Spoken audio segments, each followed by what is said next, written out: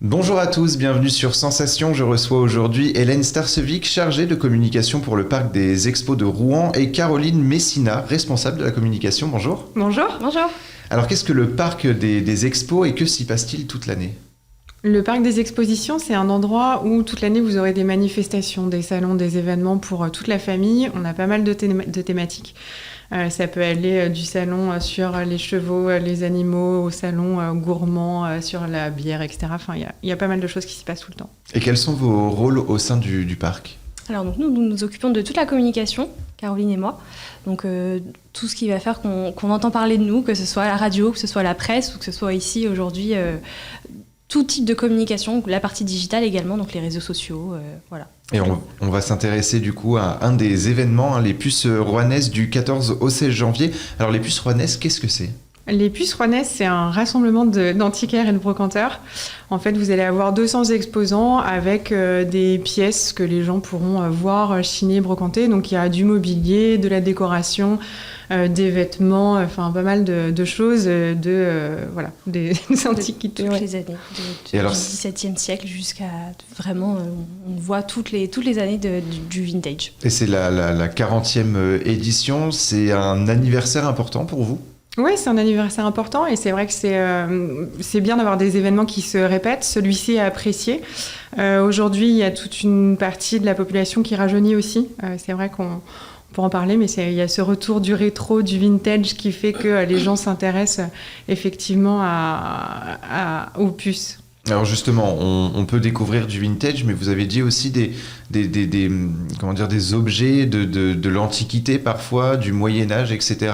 Pourquoi est-ce qu'un tel événement intéresse finalement les citoyens ? Eh bien, je pense que ça intéresse justement tout le monde, que toutes les époques, autant les personnes un peu plus âgées que les personnes jeunes qui recherchent des objets rétro, mais également des meubles anciens, des vieux meubles normands, des tableaux anciens. Il y a vraiment tout type d'objets et c'est ce qui plaît à tout le monde.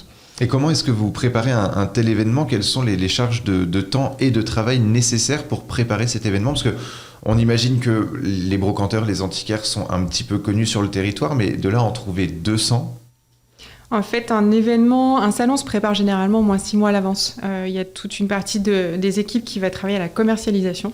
C'est-à-dire qu'ils vont effectivement contacter les exposants, les différents antiquaires, tâcher d'en trouver des nouveaux aussi, parce que c'est bien de temps en temps de renouveler les exposants et puis de proposer des nouveautés au public.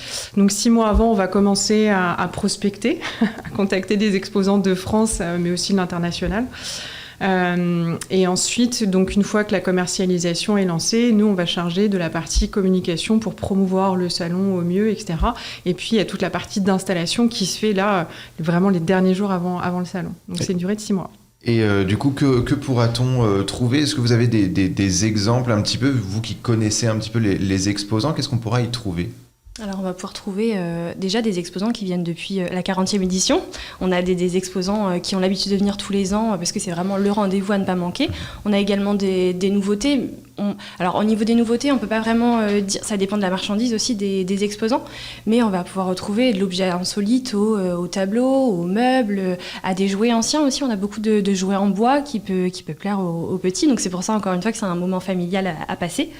On a la foire au disque aussi. Oui. La foire au disque, et c'est vrai que le vinyle, pareil, c'est toute cette partie de musique revient en force avec les platines qui ressortent sous un look vintage, mais en tout cas qui nous permettent de les réécouter.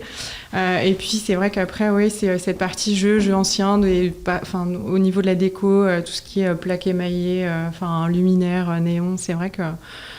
et puis la partie vêtements aussi. Oui. Alors justement, les brocantes plaisaient beaucoup il y a encore 15-20 ans à peu près, on en voyait un petit peu partout en France. Là, on a plutôt tendance à en voir un peu moins. Pour autant, vous, au sein du parc des expos, les puces rouennaises, ça reste un événement d'envergure ? Oui, d'envergure qui est demandé effectivement. Il y a un public cible qui revient tous les ans. Et comme on le disait tout à l'heure, c'est vrai qu'il y a une partie de la population un peu plus jeune aujourd'hui qui s'y intéresse parce qu'aujourd'hui, c'est vrai que dans la déco, on peut avoir une maison hyper moderne et hyper high-tech, mais avoir une pièce qui nous rappelle la maison de nos grands-parents, notre enfance ou je ne sais quoi. Mais en tout cas, retrouver un peu une Madeleine de Proust au sein du salon. Et alors, c'est peut-être un petit peu tard pour les exposants pour s'inscrire. Pour autant, pour l'année prochaine, comment on peut devenir exposant ? nous contacter via le site internet, donc pucerouennaise.com. Et c'est vrai que là, vous avez les coordonnées des personnes chargées de la commercialisation. Après, si il y a des brocanteurs qui veulent là s'inscrire pour l'édition... C'est toujours possible. Tu vas classe, tenter leur chance. C'est ça. Et alors, une journée est même réservée aux professionnels un jour avant l'ouverture au grand public. Pourquoi leur réserver une journée ? Oui, en effet, il y a la journée du jeudi 13 janvier qui est accès pour les professionnels.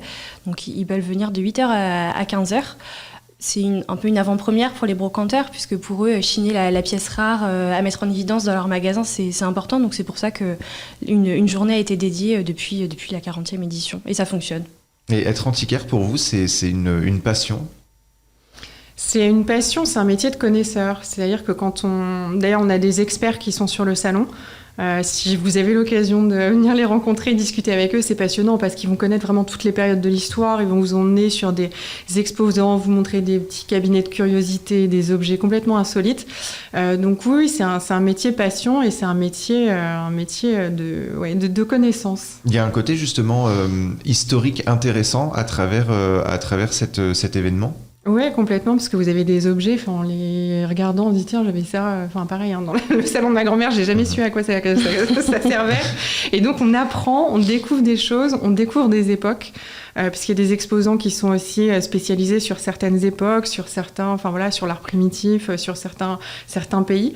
Donc il y a une dimension historique et culturelle qui est intéressante. Ouais. Est-ce que vous observez un vieillissement de la clientèle ou au contraire, arrivez-vous à motiver la jeunesse à venir visiter cet événement, à venir à cet événement ?